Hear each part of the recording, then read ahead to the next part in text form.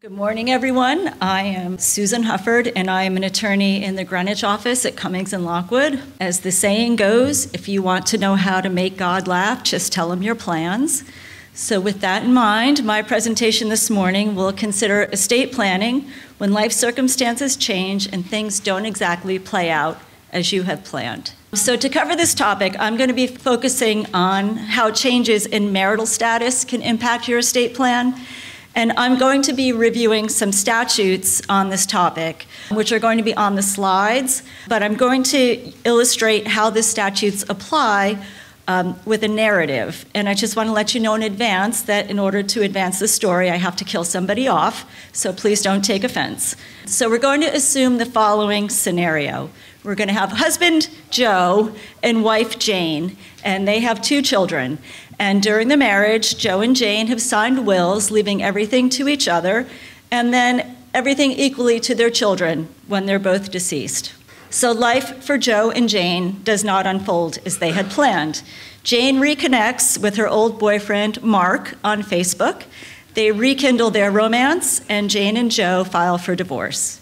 So the day the divorce is finalized, Jane's running across the street to meet Mark to tell him the good news. She's hit by a car and she dies. Joe looks at Jane's will and is thrilled because it leaves everything to Joe, and he thinks he's now going to inherit back from Jane everything he just gave her in the divorce.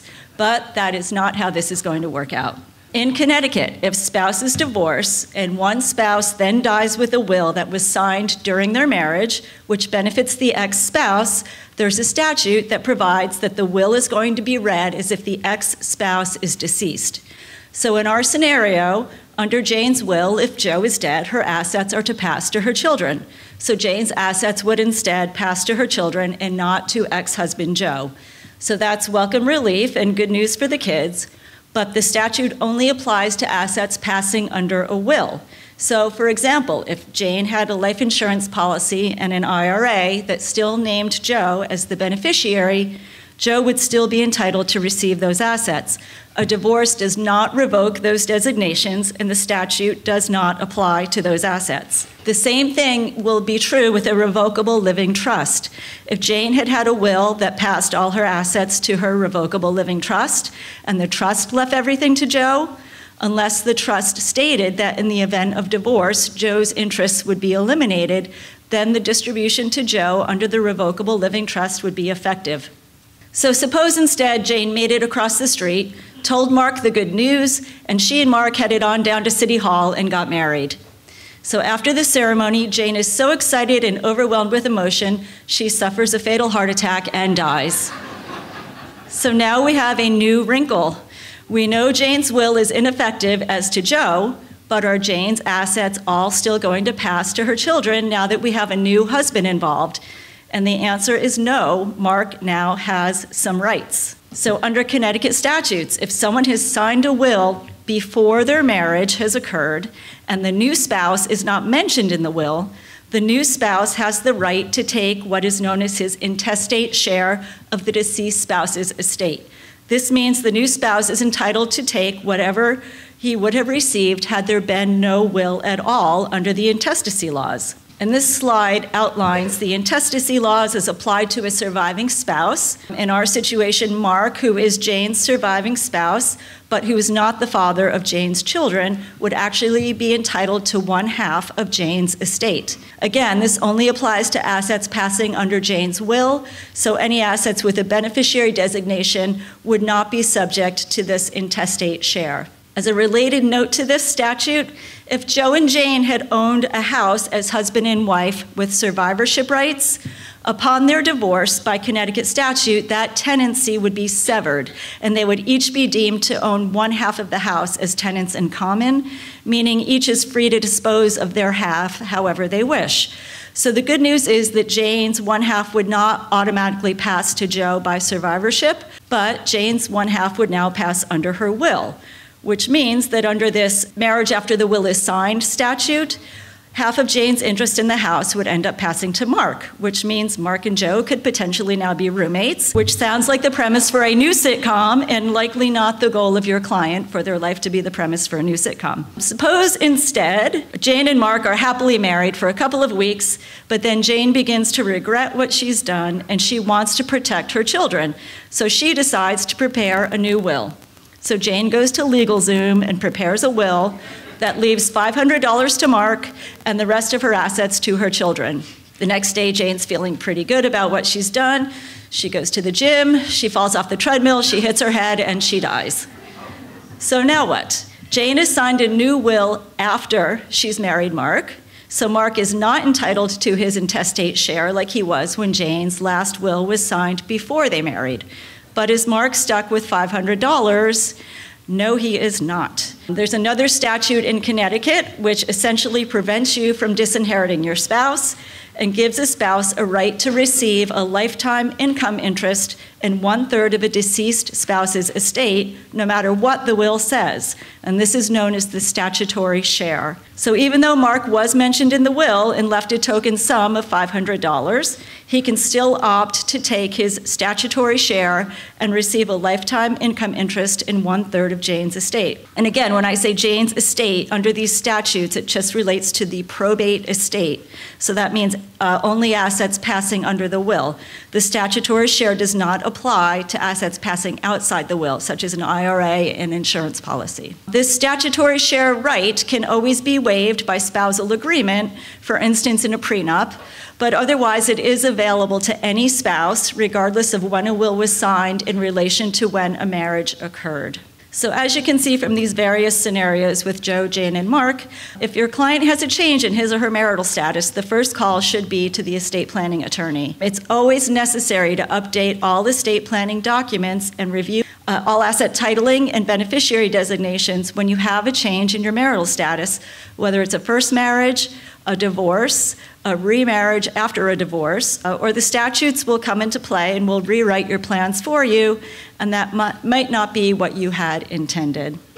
So now we're going to look at things from Mark's perspective. Suppose we learn Mark is a trust fund baby, and Mark's wealthy mother is now involved in his affairs and is concerned about Mark's status as a beneficiary of her estate and as a beneficiary of some family trusts, and how Mark's interests in those assets could potentially be subject to claims by a divorcing spouse. So first, with regard to Mark's mother and her estate plan. While Mark's mother is alive and well, Mark's interest in her estate is a mere expectancy, meaning it has no value. Mark's mother can update her estate plan so that any of her assets passing to Mark at her death would be protected from a divorcing spouse.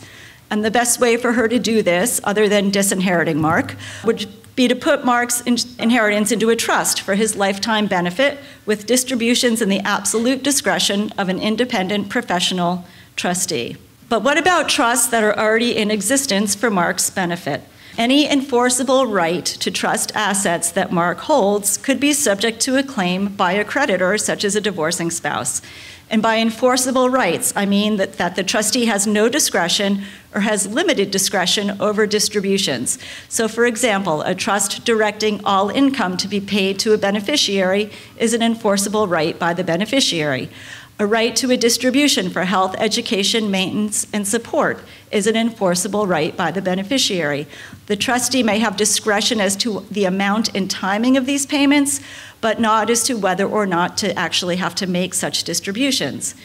In addition, a vested remainder in a trust, meaning that upon the death of the income beneficiary, the assets will pass to you, that is an asset and that has value. So Mark, we learn, has an interest in two trusts.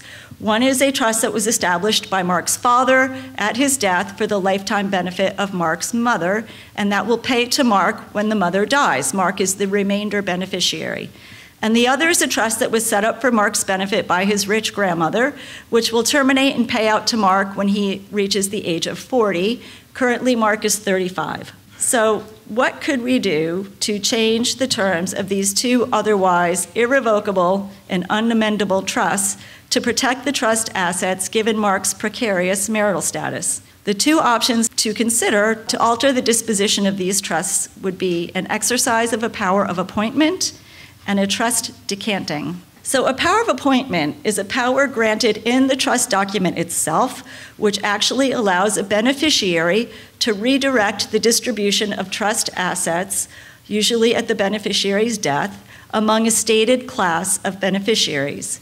So fortunately, Mark's father had had his will drafted at Cummings and Lockwood, and the trust for Mark's mother includes a provision giving her a power of appointment at her death to appoint the remaining trust property among their descendants, either outright or in trust, and in equal or unequal shares. So this power would allow Mark's mother to leave assets to one child over another. She could skip a child and pass assets directly to a grandchild, or she could direct assets to a trust for a child's benefit instead of outright. Any of these options would keep assets from passing outright to Mark and would allow the mother to protect the assets from a divorcing spouse. So this power gives you a second look at a family situation and the ability to adjust the remainder provisions of the trust to reflect any changed circumstances. It's a very useful and powerful planning tool which allows issues to be addressed in real time. What about the grandmother's trust? So as I said, Mark is 35 and the trust is set to terminate and pay out to Mark when he turns 40. And when that happens, any creditor would have the same rights to that property as Mark would. So is there anything that can be done here to protect these assets? And one possibility would be a trust decanting. A decanting is a proceeding that allows the trustee, who has authority to make discretionary distributions to or for the benefit of a beneficiary, to distribute assets to a new trust for the benefit of a beneficiary, which has different provisions. So since the grandmother's trust does provide for discretionary distributions of income and principal to Mark, and because Mark is not yet 40, the trustee could decant the trust assets to a new trust for Mark's benefit, which eliminates the age 40 termination provision, keeping the assets in trust for Mark's lifetime and providing enhanced creditor protection for these assets. One caveat to a decanting is that if a beneficiary already has a vested right in the original trust, for example, the right to receive all the income, the new trust cannot eliminate that right. It would have to include it. But a decanting in this situation should be considered as a mechanism that a trustee can use to react to changes in beneficiary circumstances in real time. Connecticut does not have a decanting statute for a trustee to rely on, so it's important to provide trustees with decanting authority in the trust document itself. We include it in practically all the trusts that we draft. If there is no decanting authority in the document, Connecticut decanting could be based on the common law right to decant a trust, but in that situation, the trustee would likely and rightly seek judicial approval of a decanting, since the trustee is responsible as a fiduciary for taking this action. And finally, a couple of items to note. This is just a little food for thought in the gift and estate tax exemption area that you should think about if a client is telling you they're either divorcing or planning to marry, primarily in a second marriage situation. And the first has to do with portability of estate tax exemptions, and they touched on this earlier in the presentation. A deceased spouse's executor can elect to transfer any unused federal estate tax exemption to a surviving spouse by making the portability election on a timely filed estate tax return. So even if your assets are under the federal exemption amount and you don't otherwise need to file a federal return, you still need to file this return in order to elect portability. So where this could become sticky is when there's a second marriage and each spouse has their own children. If the surviving spouse inherits the deceased spouse's unused exemption, the surviving spouse can use that exemption however they please, and not necessarily to enhance the inheritance of the deceased spouse's children. Or suppose the executor doesn't need to file an estate tax return, and the only reason to file it is to pass unused exemption to the surviving spouse, and that exemption's only going to benefit the surviving spouse's children. Should the family of the first spouse have to pay for that? Should the first spouse's family be compensated for that? Perhaps yes. Giving a surviving spouse $5 million of exemption could equal federal estate tax savings of $2 million. So these are issues that should probably be considered before a second marriage and possibly negotiated in a prenup, because these exemptions actually have real value. One other issue is related to gift splitting. A husband and wife can split gifts, meaning a gift by one spouse is considered made one half by him and one half by spouse if both spouses consent to split the gift. So under the code, for the purpose of gift splitting, an individual will be considered a spouse of another only if he's married to such individual at the time of the gift, and if the marriage ends after the gift, they do not remarry during the remainder of the calendar year. So again, with large exemptions, this could be very valuable for a wealthy spouse that wants to make gifts. A less wealthy spouse might consider negotiating pre-divorce gift splitting as part of a divorce settlement as a valuable asset. Given the large exemptions and a 40% gift and estate tax rate, this asset could have real value in this situation. And these are just some of the issues you should be aware of when you want to plan for when plans change.